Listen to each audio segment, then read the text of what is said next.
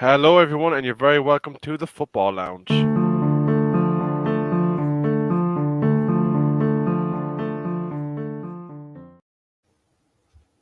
And couldn't see it backstage, but Colin was doing his best Sanchez Piano Man unveiling impersonation there for us. Colin, how we doing? I'm not doing too bad at all, thank you. How are you, mate? Not too bad, not too bad. Now, it is a bit unusual. The Football Lounge has been shifted to a Monday, but there is a reason for that, and that there's a small matter of some tiny World Cup match on tomorrow. I don't know who's playing. Do you want to fill us in, Colin? Yeah, there's a very, very small World Cup match on tomorrow. Obviously, Wales versus England that I will be covering tomorrow, hence why the show is tonight. Is anyone we know playing? Is Quagmire Maguire going to be starting? By the looks of Harry Maguire is going to be starting, and there's also been rumours and speculation today that Jordan Henderson is starting over Jude Bellingham. Okay, before we push into our main topics, I'm going to throw it out there. Like, with all due respect to Jordan Henderson, his younger years are kind of behind him, and any small bit of pace that he did have when he was in his pomp seems to have deserted him. Does it concern you that he could be exposed in a fast break? You see, I think if we were against a team that had a lot of pace, now I know Wales do have some sort of pace, but when you look at their midfield, it's aging as well. So I think Henderson wouldn't stick out too much in tomorrow's game. I think later on, if we come up against, Portugal's or Senegal's, teams that are very quick on their break and stuff like that, then we'd have to see Jude Bellingham play a lot more than what Henderson has to do. I suppose, with all due respect to Harry Maguire, it probably would suit him for to be able to get the ball out to Henderson rather than the Roadrunner, because let's be fair, Harry Maguire isn't the quickest in a 100-meter sprint either, so maybe it might suit him that someone more at his pace levels in front of him. But I suppose we better get into today's topics, because there is another show going to be following this one called The Mullet Show. It's the comedy show that's regularly on FTSN, so if you haven't watched it before now, please do give it a look after the show today. But there are two main topics, and I'm going to take the quick one first, which is the FA Cup draw. We are now aware that we are going to be playing Everton, and this could be a significant game in that both teams could potentially be under new ownership, because both are currently subject to speculation of takeover bids, along with, of course, Liverpool. How do you feel about the draw? Frank Lampard isn't exactly the manager that we fear at the moment, and Everton have been struggling somewhat. Oh, it is Bobby as well. Yeah. Sorry, guys. Sorry. No worries, mate. No worries at all. Do you know what? It kills me to say it because I love the FA Cup. I really do.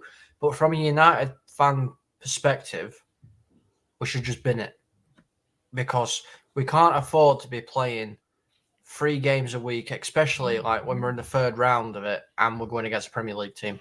We can't afford that. We need to be focusing on top 4 and the Europa. Now, some would say that it is potentially a cup that's there for the taking, and given the fact that we have been starved of any sort of silverware, even an FA Cup or a Carabao Cup at this stage probably would be a nice platform to kickstart the Ten Hag era, especially if we feel, looking at the fixture against Barcelona in Europa being problematic potentially depending on January window business, and top 4 essentially is very much in the balance because there are a lot of suitors for those 4 positions. Obviously, Arsenal have a nice little cushion there, Bobby, and you're sitting up on top of the pile at the moment. But I suppose, would it be a bit naive of us as fans to dismiss the potential of a bit of silverware, even if it is only the FA Cup at the moment? Yeah, I'm going to strongly disagree with Colm. I love Colm to bits, but no, this is the FA Cup. This means way more than any cup for me in the world. If the Carabao is the one that should be being pulled from the people that are in Europe, because that's a money making cup for me. There's nothing more than that. FA Cup has history, it's just a beautiful cup. The fact that Wrexham are going to Coventry and like Chesterfield are playing home to Accrington Stanley, these are fixtures you're just not going to see. They are very, very important for the smaller clubs as well financially, and for me, it's so important, so important. I know Man United got this little team Everton and stuff like that, but you know, you know what it is. Honestly, right, I love the FA Cup. I've got very, very good memories with FA Cup and everything, you know. I really do love it. I'm just looking from a Man United perspective here, you know. There's everything up in the air at the minute, you know. The Glazers are trying to sell. We're still trying to get under wraps with Eric Ten Hag. We're trying to get Champions League football again. You know, we're competing in Europa League, which we're going to want to win, because if we don't get top 4, then that's our other chance to getting in to the Champions League.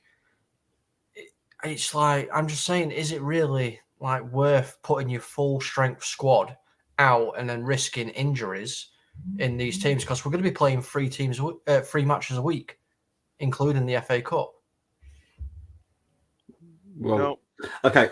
Sorry, Rebel. I'm gonna start to strongly disagree here. Right? Do you class Man United as a big club? Man United are the biggest club in the world. So then you're now moaning because you've got 3 games a week. No, I'm not moaning. I'm just saying, priority-wise for United should be top 4 and trying to get into the Champions League. Okay, so you're not the biggest club in the world then, because your priorities are getting into Champions League. It's the same as every other kind of club. Yes, the priority. Okay, let me put it this way. Let me put it this way to you. Arsenal are at the top of the league right now. Yeah? Arsenal are at the top of the league. You play in FA Cups, 3 games a week. Yep. Xhaka gets injured, Jesus gets injured, Martinelli gets injured, and Odegaard gets injured because of how many games there are. Plus the World Cup's on at the minute as well. Yep. So it's a lot of games. Yep. Are you saying you're willing for all your players to get injured to try and win the FA Cup and lose out on top 4 in Champions League football? Right. My club is meant to be one of the biggest clubs in the country, so we should have 25 players that should all easily play in the first team. I've always said that our squad is nowhere near ready for a challenge at all. This is why I've always said I'm not going to say anything until March, because I don't think our squad's big enough. But you're United. Now, I know you don't have a big squad, and that's not your fault. It's not Rebels' fault. That's to do with certain other people. But the only club that could probably do all of this is probably Man City. Probably. But we should all be able to do it, because we should all have big clubs. We should all have big squads that are capable of, okay, well this game we're going to drop a few 5, but we're still going to have a strong enough squad to go into the FA Cup. But the FA Cup is over 100 years old, and we can't treat it like it's nothing. It's not nothing to these little clubs. These little clubs, it means everything. It can save their season. It can pay for like wages for like 2 years for the clubs for like just for ticket sales. It's madness. I do understand where you're coming from 100%. Because, you know, I'm also a Donny Rovers fan. You know, we're a little club. When it comes to FA Cup and this kind of stuff, we hope we draw big teams because it pays for a lot of things. I'm not saying anything like that. I'm saying, you know, I don't think United should be putting out a full strength squad at all, because it could just damage the rest of the season. A lot of them are playing in the World Cup. That's a stupid idea to put that in the middle of the season, because it could damage everything. You know, who knows what's going to happen? I'm We could going to end have up to come in. everybody out.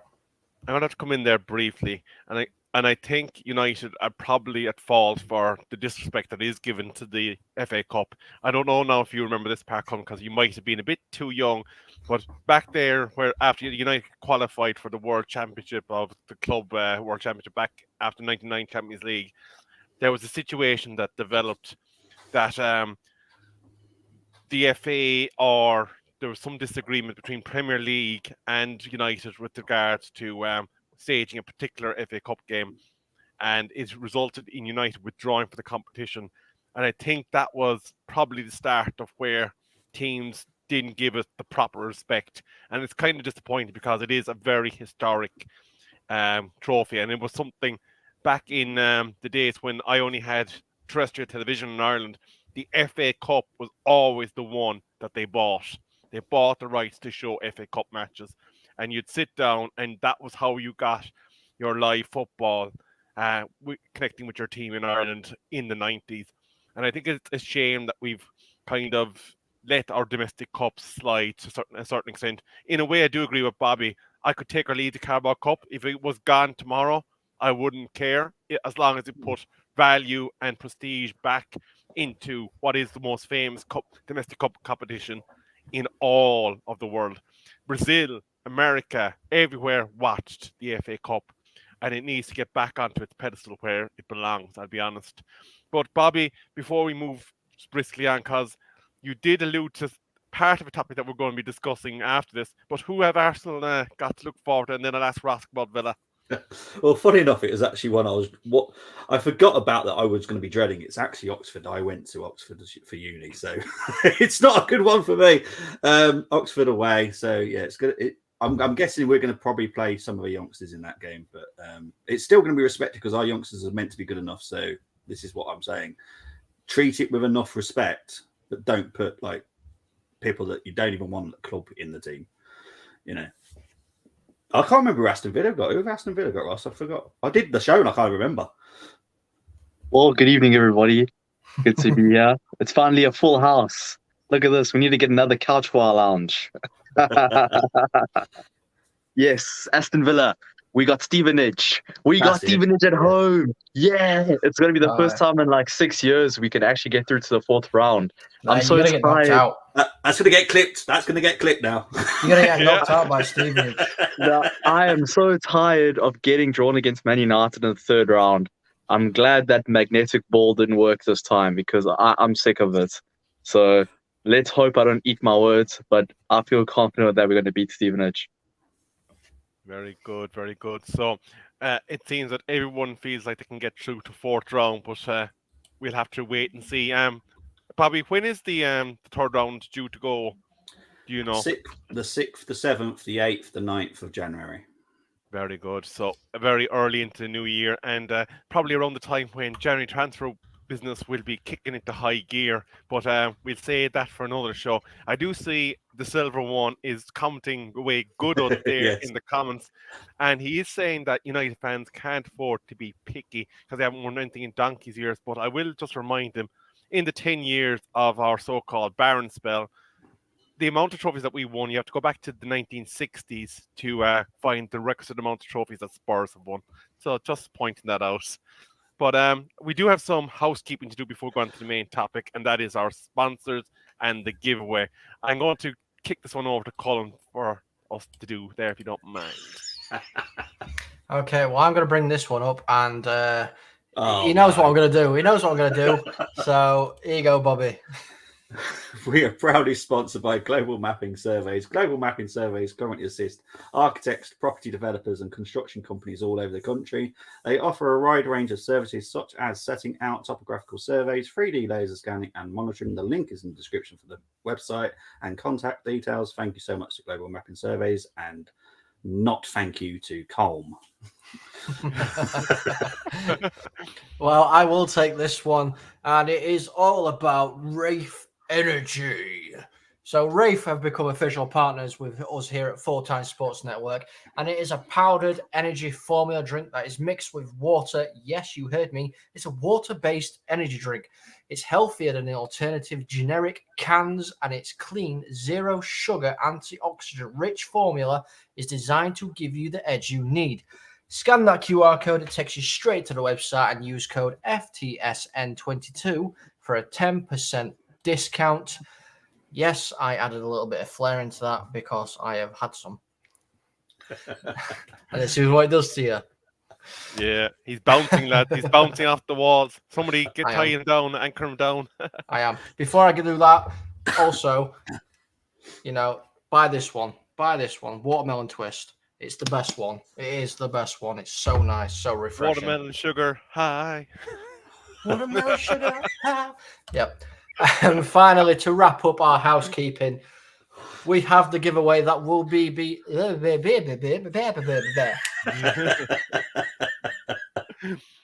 This is why we don't do a show on a Monday. You guys off your head. Yeah, it throws off everything. Now, to enter this giveaway, it's very, very simple. Just comment on the live show, comment after the show. We'll try and get back to you and talk to you as well. You know, we love interacting with everybody here, and we will pick a winner from those comments, and that winner will be announced the first football lounge back after the Christmas break. So get involved in that, and you will win your team shirt. Thank you very much, Colin, for sending out those vital sponsorship messages. But that does move us on to the main topic of the day.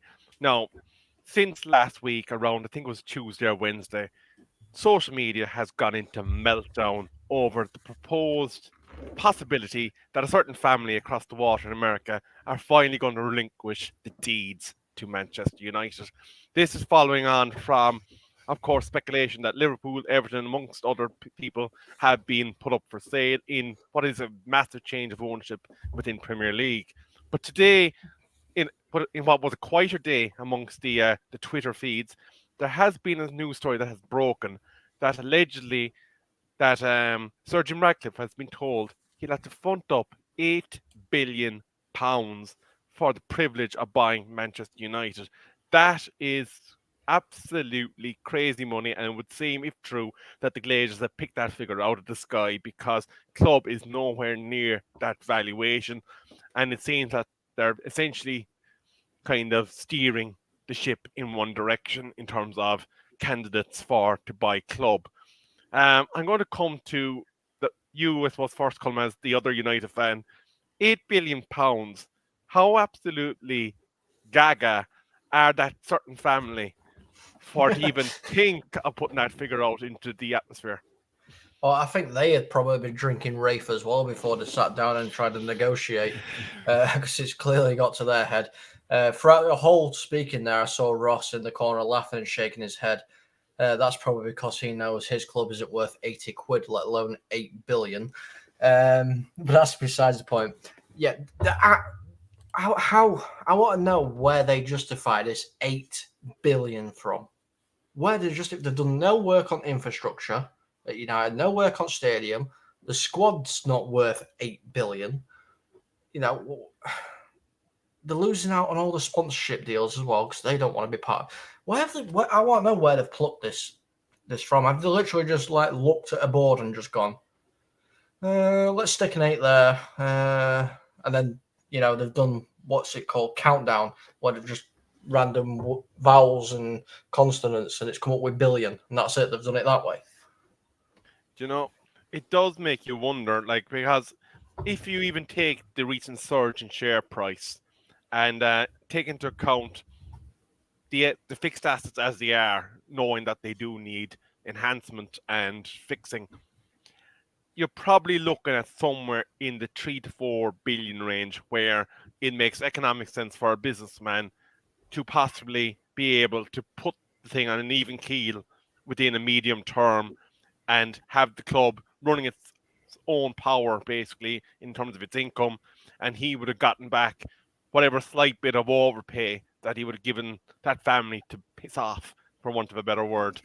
But this is obviously something that appears to me to be egotistical on behalf of the lead person of that family to have the biggest sporting sale in the world.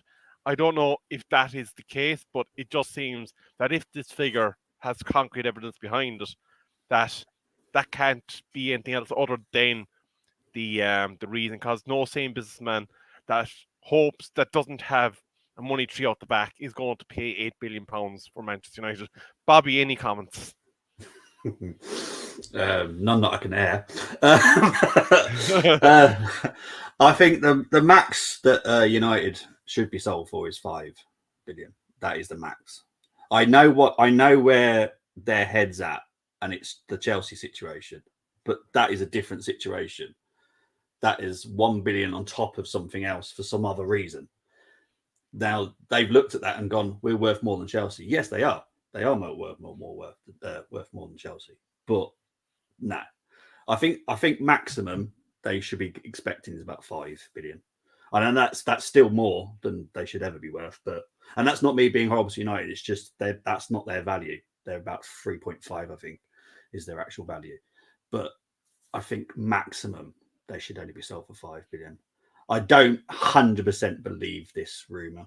I think it might be just a price for Sir Jim, personally, if anything. Yeah. And of course, Bobby, there is, of course, a large crater of a debt that has been ploughed in from their original takeover, where they've done a little bit of magical work on their figures, and it's left us about 700 million in the hole, which I suppose when you round it up with interest to pay it off is probably about £1 billion. And add into that then the need to really put some love and attention on both Carrington and Old Trafford. You're probably looking at 2 billion after you get your hands on the club to sort it out. So it's a £10 billion investment if you were looking at it that way. It's just mad, isn't it? They got so much to do. I know because you two were discussing it the other day about Old Trafford, and it was. I want Ross's idea on this as well. Actually, not just Colms and Rebels. What do you want to do? New stadium or keep Old Trafford? Well, when I first saw that price tag, I was shocked. I thought that was the price tag for Manchester as an area, not just Manchester United. Jeez, what the hell? I have to agree with you guys. That's way overinflated, and I have no idea how they would have come up with that figure. And it would have been interesting to see their calculations, because you got to bear in mind that that's the price tag that they put for a new owner to obviously buy the rights to the club, and doesn't come with where that's going without consideration of what the new owner would have to pump into the club to make it up to date, like upgrading Carrington Training Centre and Old Trafford, because it definitely needs some love, that stadium. It's amazing. Honestly, I'm shocked. I don't know how any football club in the world can be priced at that. And Old Trafford is a beautiful stadium with history. I think that trying to get a new stadium is ludicrous. It doesn't make sense financially, and it just needs to be refurbished and make it modern. And I'm not talking about adding stands. I mean, I was at Old Trafford earlier in May, and it's just small things like having a new lick of paint, upgrading the fans' experience, and just general stuff that you see that other clubs like Arsenal, Tottenham Hotspur, and Manchester City do really well at their stadiums. And it just immerses and enhances the fan experience. And I think that's what Manchester United have been lacking in terms of stadium infrastructure. But that 8 billion, I can't even get over that billion, 8 billion pounds price tag. It's eye-watering. It's actually staggering. I just want to ask Ross, are you by any chance related to that family across the water? Because that was their solution for papering over the cracks of Old Trafford, was to give it a lick of paint, just so that you wouldn't see the holes in the roof where the water's falling in, the infestation of rats, and I don't mean the four-legged kind, in the grounds of Old Trafford. And it would seem that there's probably a lot more to be done, because if you look at it holistically, media that do present games live from Old Trafford have said that it is completely lacking from a digital communication standpoint. It is one of the only stadiums, and correct me if I'm wrong here, Bobby, that doesn't have large screen TVs present within ground to be able to see replays of what's going on. Old Trafford as a stadium is stuck in the dark ages, and what the assessment is going to have to be done, and I'm going to ask your opinion on this, is whether or not it's actually feasible to take out all the blemishes and make them right again, to preserve the historic elements, because there are certain parts of the stadium, regardless of what happens, there's just no question that they need to be kept. There's a certain wall that has a lot of history that needs to stay, but there's a few other bits and pieces. But could it be that it might be impossible to retain the whole of Old Trafford? Because if you look at it, it's different little bits of expansions that have been ad hocly thrown on top of each other. So it's like Jenga. If you pull out a bit to modernize it, could it all fall in? You see, Old Trafford obviously is a very special place to any Man United fan. It has so much history, so many memories and everything there.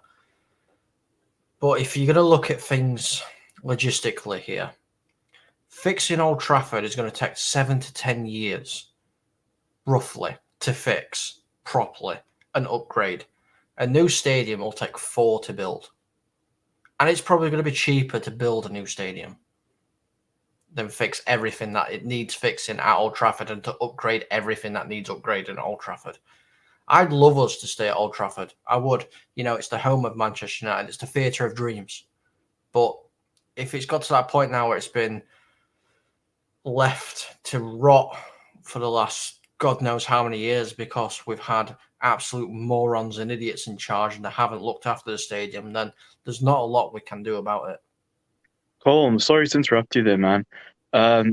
Tell us more about what exactly, in your opinion, Manchester United needs to fix. Because when I was at the stadium, I didn't get to experience a match, but I just obviously got to see the outside, and for me, it was great to see a stadium of that history and stature.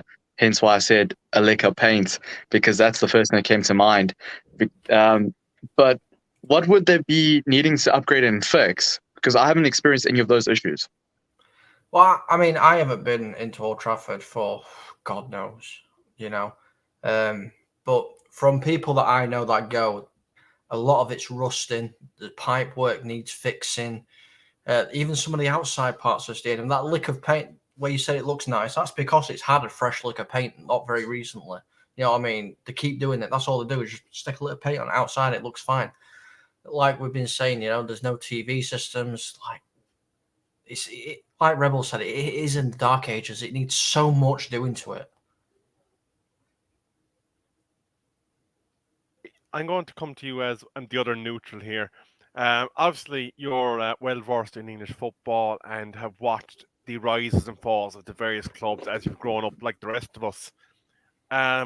Would it be a major loss to the history of English football if, like what Spurs did, we tore down the majority of what was Old Trafford as is, kept what we needed to keep to retain some historic reference to what happened with the club, and built a state-of-the-art stadium on the site? Would it change everything that we know and love about Manchester United Football Club? You've obviously gone through it with Highbury previously. Did it alter things for fans? For me, it did. But that's Arsenal. That's a different situation with United, I'm guessing. What I would say is that's very interesting, and for some reason it seems to have passed a lot of people by, is the 2028 Euro bid went in, and Old Trafford is on there. Now that's important because that it's not concrete yet, but it's 99% signed, sealed, delivered, and there is chances that one or two big bids that will win it. It's either us or Turkey. So for Old Trafford to be on there, and that's in 6 years' time, the Glazers or whoever agreed to this Old Trafford being on it, because obviously Etihad could have been an option, but they chose Old Trafford. There has to be some reassurance that that stadium is going to be up to date within 6 years, because it wouldn't have been put in the bid. It wouldn't have been accepted. And then so that's something that you United fans need to wonder about. Why is that being accepted? Because we wouldn't have accepted it as a part of the bid without reassurances that that is going to be up to date. So the modernizations are a key term, is what you're saying, of Old Trafford. So it has to be radically altered. What do you have any idea what level of upspecking is needed, Bobby? Or well, Wi-Fi is definitely one. So Wi-Fi is needed. It's just because the choice between Old Trafford and Etihad. Now Etihad is, when was that built? I can't even remember. Within 10 years. Is it longer than that? When was Etihad built? They would have left. Sorry, I can't remember. Lane about 10 years ago. Yeah. Yeah, about 10 years ago. So the fact that out of the Manchester clubs, Old Trafford was chosen, there has to be some reassurances there, because Etihad would have won it hands down over Old Trafford. In terms of like up-to-date stuff, I'm not saying Old Trafford is worse than Etihad, because I personally would love to go to Old Trafford one day. That's just me. I wouldn't want to go to Etihad. but it's got to be some reassurances come from somewhere. I know Ross is shaking his head, but it's just me. I just don't like the Etihad. I don't like the Tottenham Stadium either. It's just, and even I don't even like the Emirates. And I'm an Arsenal fan. It seems soulless. These new stadiums seem soulless to me. That's why I love the Molineux, because it's got proper heart there. You can feel it in the stadium. So yeah, I'm just wondering why, because the Old Trafford package that would have been put towards the FA for this bid had to be top notch. I haven't seen it. No one else has seen it apart from the people that actually put the stuff in the bid, and it's been accepted. So someone somewhere has done reassurances. So that's for you guys need to wonder who's done that. 10th of August 2003. Okay, thank you. Interestingly, just going on the timelines thing that Colin mentioned earlier, he said if you're looking at an almost full bulldozing effect of club stadium in order to put in this 4-year modernization stadium, that would probably be the only one that could actually get done in time, because otherwise you're doing probably a partial enhancement and leaving a big gaping hole after, say, the Euro bid could or could not be the winning bid, leaving you with, well, we put all this money into it now. It's going to take double what we would have put in if we actually just razzed it to the ground and rebuilt it. But as you said, you do lose the history. You do lose everything that was there. Because one of my favourite stadiums that I visited, I was lucky enough to get into Craven Cottage. And that is a fine old ground, in fairness. Back in the days where Matty Holland was playing for Ipswich and Louis Sam, Morte were up front for Fulham. Column's like, who? No, I know who you want about. I know, yeah. But if I can also just add, with the stadiums that are being proposed for the 2028 Euros, I know Villa Park is another stadium that's been put forward to accommodate the Birmingham area. And what Aston Villa have done is that they need to upgrade. They have to do a lot of upgrades, to meet the requirements. One of them is increasing stadium capacity. At the moment, we have about 42,000, and they plan on upgrading to around 55,000. They also have to upgrade the local area from the train stations, and I think that's something that probably Manchester United and the new owners have to take into consideration, as well as the surrounding area. And as I was pointing back to the fan experience and just enhancing that. So Aston Villa, instead of we also have an old, really cultural stadium, and it's amazing. It's a beautiful stadium, and I'm quite happy for us to be upgrading and developing the existing stadium, then building a whole new one. Even though it might seem logical, I still think it's very important to keep that history intact. And there's no reason why Manchester United can't do that either. Besides your basic maintenance, which we all agree that Manchester United need to do to Old Trafford, it's also probably making the stadium more modern. And it's nothing that is impossible. It's something that can be done, and it can be done in 6 years' time as well. The only problem is the Glazers have been holding that progress. So let's hope for the new owners, when they do come in, if they come in, they're able to put it right. Either way, if they have put Old Trafford forward for the 2028 Euros, they have no choice but to uphold their end of the deal. Sorry, I just want to clarify something. Sorry, Rebel. I just want to clarify. I said earlier, obviously, 7 to 10 years to get it all fixed. That isn't just the building work. That's including, obviously, the amount of time it could take for this sale to actually go through. Yeah, and I just want to say, Ross, we don't mention Voldemort family's name on this channel anymore. They are succubus and leech on English football, and will not be missed by anybody, I would think. But moving right along, and kind of, I suppose, into the closing situation here. Obviously, there's the January transfer window coming up, and I'm going to get you, while you're all here, to give briefly what you actually expect your respective club owners to do. Obviously, Manchester United are in limbo at the moment. We don't know whether we're going to be getting anyone, depending on how quickly certain matters are resolved. But Arsenal Football Club, a club that are looking at possibly winning Premier League for the first time in a long time. And I've listened to many Arsenal commentators before, fan commentators, and they have said that they had been very disappointed in the Kroenke family for not getting that last bit of vital juice to bring them to the finish line in seasons where you were put in good positions for Champions League football. But this time, it's the Premier League that's at stake. Will Arsenal Football Club get the signings that they need to push forward and possibly beat Manchester City to a winning title come end of season? Who are you asking that to? I don't know who are you asking that. Russ, Well- they're asking that to you. Right, we will make 2 signings. And I will not say anything until March. Colm, I don't care what you try and ask me or how you try and word it.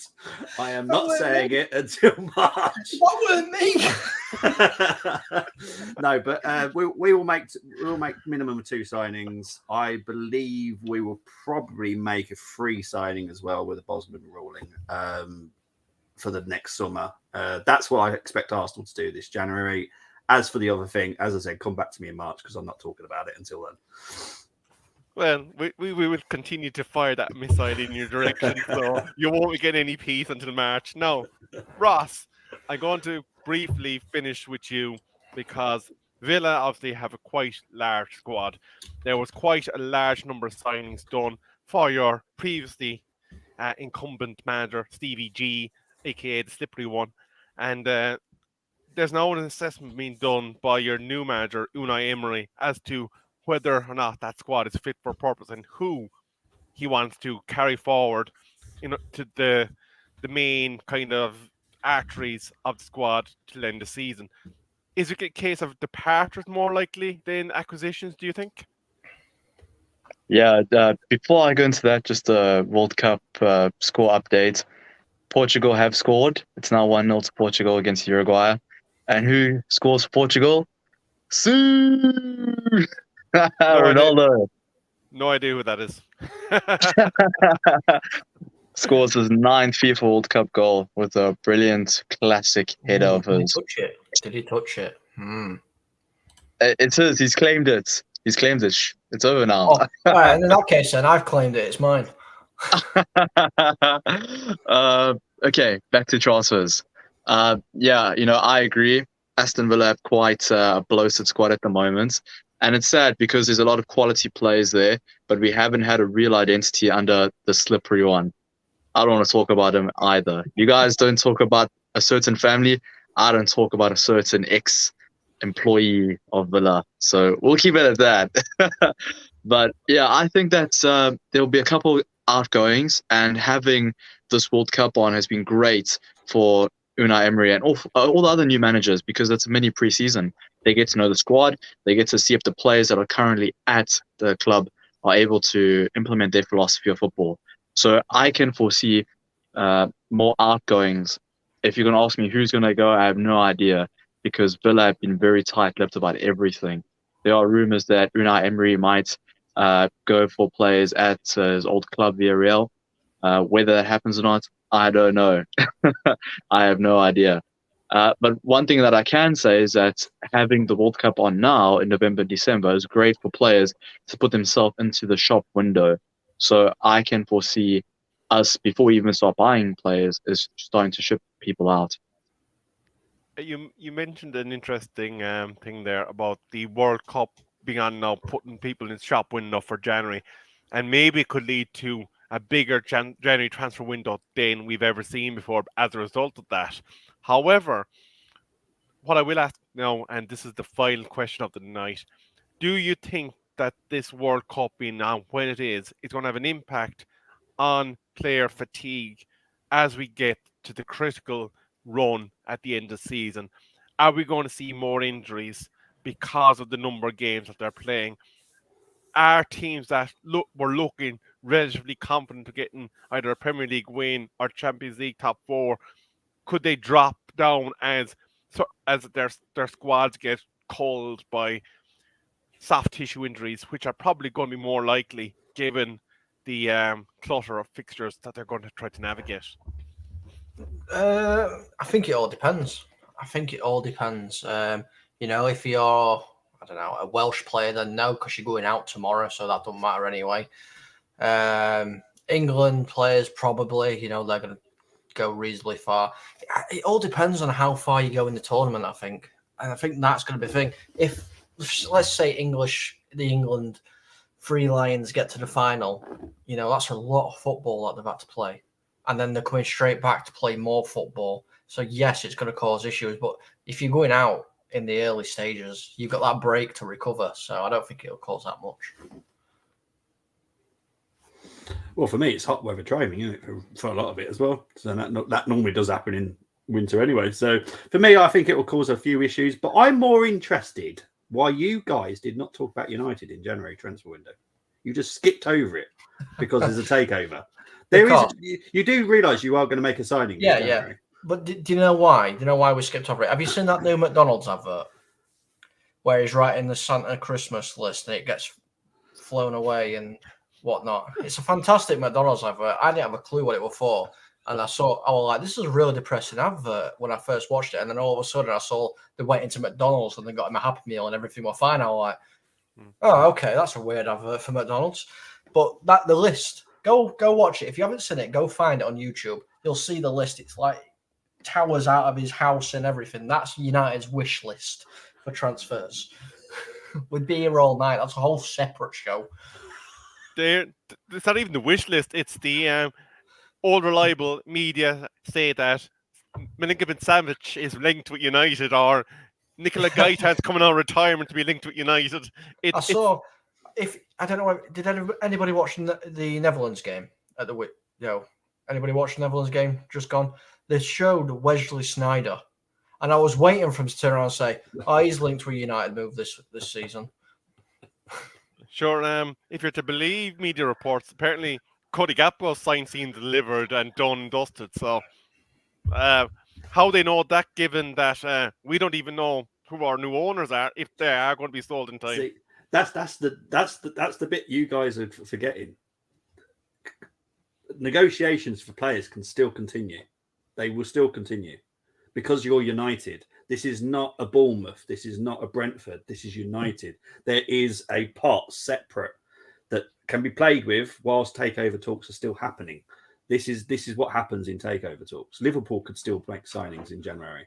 But I'm going to come at with the counterpoint. There is, it is argued that the summer window that we had, that we spent over and beyond the pot that was in the stream. So without an additional pot that is coming from the prospective new owner, apparently we don't have a pot to piss in.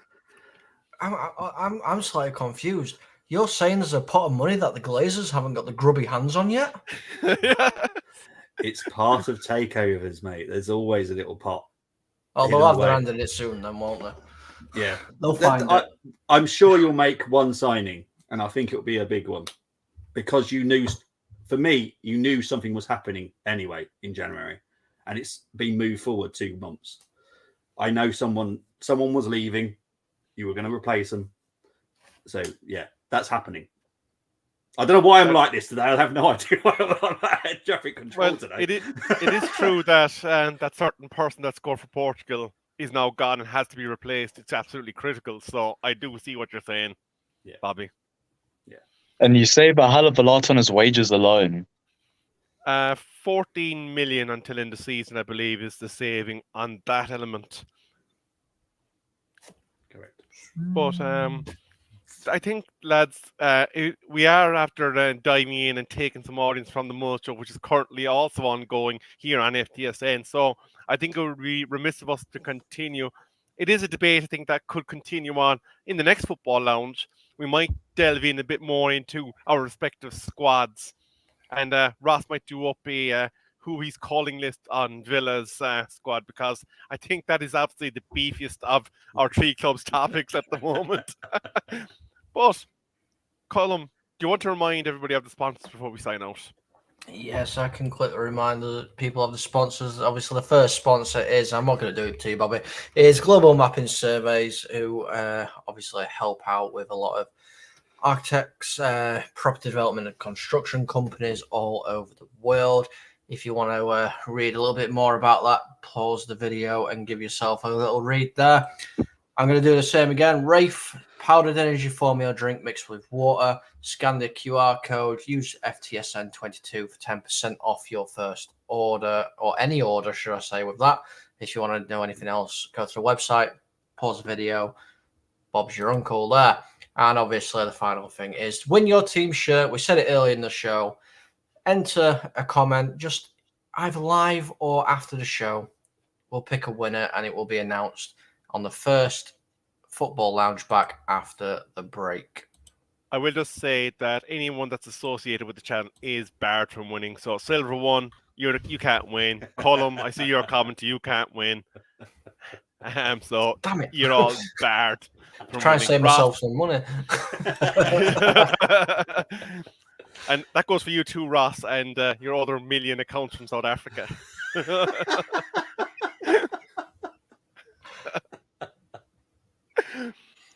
But, ladies and gentlemen, that is it from us today. We will obviously keep an eye on matters with takeovers, be it Liverpool's, Everton's, United's, or possibly one that we don't even know is going on. But if it comes out in the media, we sure will be talking about it. But that's it from us. A very good night.